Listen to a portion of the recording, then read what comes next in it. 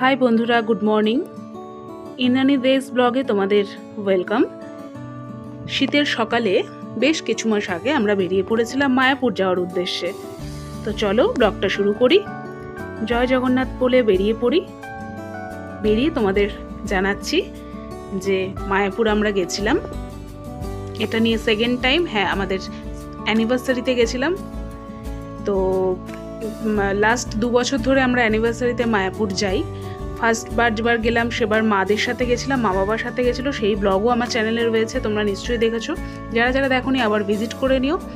আর এটা next time আমরা আর আমি গেছিলাম দুজনে। তো এটা হলো বরানগর স্টেশন, ডানকুনি টু শিয়ালদা লোকালে আমরা বরানগর স্টেশন থেকে উঠেছিলাম। তো চলে যাচ্ছি ভোর ভোর মায়াপুরের উদ্দেশ্যে। শিয়ালদায় গিয়ে আমরা কৃষ্ণনগর লোকাল ধরবো। তো উঠে গেছি আমরা ট্রেনে। শীতের সকাল, সকাল বলবো না, শীতের ভোর, অলমোস্ট অন্ধকারই রয়েছে বাইরে। এখনো পর্যন্ত সূর্যের দেখা নেই, কারণ টাইম ঠিক 5:15 এরকম হবে।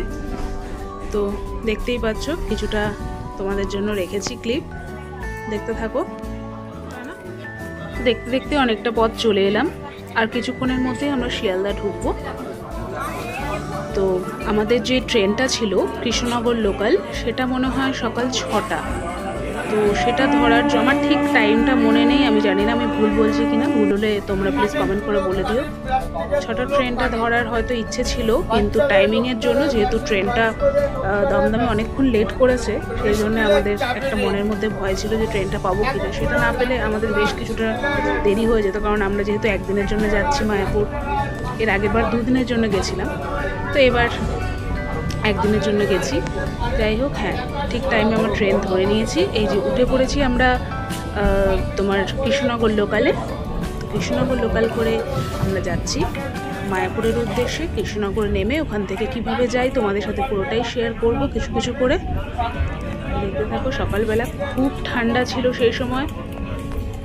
ঠান্ডায় ট্রেনে, লোকাল ট্রেনে কীরকম অবস্থা হয় তোমরা নিশ্চয়ই সবাই জানো, যারা যারা লোকাল ট্রেন ট্রাভেল করো।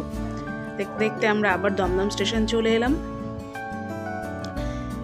দমদম থেকে কিছু লোকজন ওঠার পর আমরা মনে হয় সকালে ব্রেকফাস্টটা ছাড়ছিলাম বিস্কিট আর চা দিয়ে।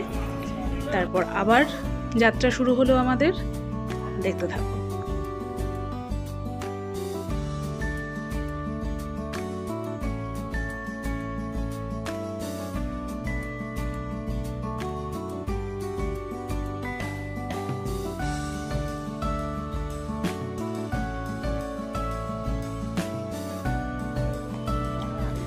তো এই যে কৃষ্ণনগর প্রায় ঢুকছি, সবাই যে যার ব্যাগপত্র নিয়ে উঠে গেটের সামনে দাঁড়িয়ে গেছে।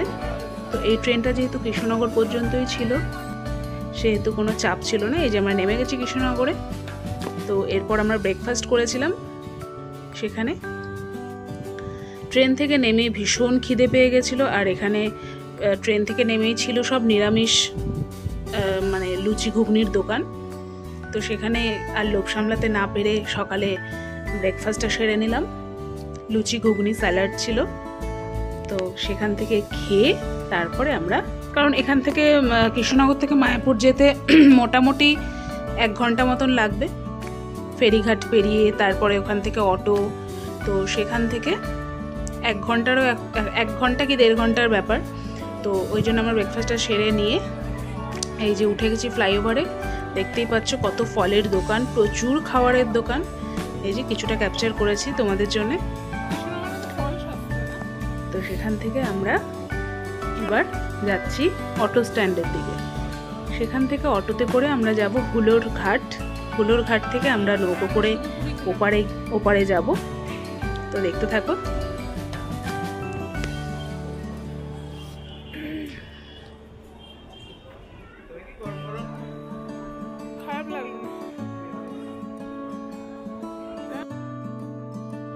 এই যে আমরা চলে এসেছি স্বরূপগঞ্জ হুলোর ঘাট। এখান থেকে নৌকো করে ওপারে যাব। তো এটা হলো টিকিট কাউন্টারের লাইন। টিকিট কাউন্টারের লাইনে আমি দাঁড়িয়েছি। খুবই কম ভাড়া, মনে হয় 3 টাকা কি 5 টাকা, ঠিক মনে নেই। 3 টাকাই মনে হয়, 3 টাকা করে, হ্যাঁ 3 টাকা। দেখতেই পাচ্ছ 3 টাকা করে এপার থেকে ওপারে আমাদের পৌঁছে দেবে। তো খুব ভালো, এভাবে ব্রেক করে যেতে বেশ মজা লাগে। আর শীতকাল যেহেতু একটু ঘুরে অ্যাডভেঞ্চার করে যাওয়ার মজাই আলাদা, সেটা তোমরা যারা গেছো সবাই জানো। অলমোস্ট মায়াপুর আমার মনে হয় না আশেপাশে ওয়েস্ট বেঙ্গলে যারা থাকো বা কলকাতার আশেপাশে যারা থাকো মায়াপুরে সবাই গেছো। এবার আমি যখন টিকিট কাউন্টারে দাঁড়িয়েছিলাম ওকে দিয়েছিলাম ক্যামেরাটা যে তুমি একটু ভিডিওটা করো, এই যে দাঁড়িয়ে রয়েছি। তো সেদিন আমাদের অ্যানিভার্সারি ছিল, তো আনন্দের দিন বুঝতেই পারছো। আর সকালে কটা হবে তখন, খুব জোর 9টা, 9:30, 10টা বাজবে। এই যে সেখানে ঘাটে যারা বাবারা বসে থাকে তাদের একটু কিছু নিজের সাধ্য মতন দিয়ে, তো চলো এবার নৌকোতে উঠে পড়ি। অলমোস্ট ভরে গেছে, আমরা উঠার পরপরই ছেড়ে দিয়েছিল।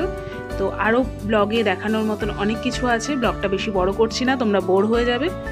ব্লগটা কেমন লাগলো প্লিজ কমেন্ট করে জানিও, আর ভালো লেগে থাকলে like, share, comment and subscribe. দেখা হচ্ছে নেক্সট ব্লগ।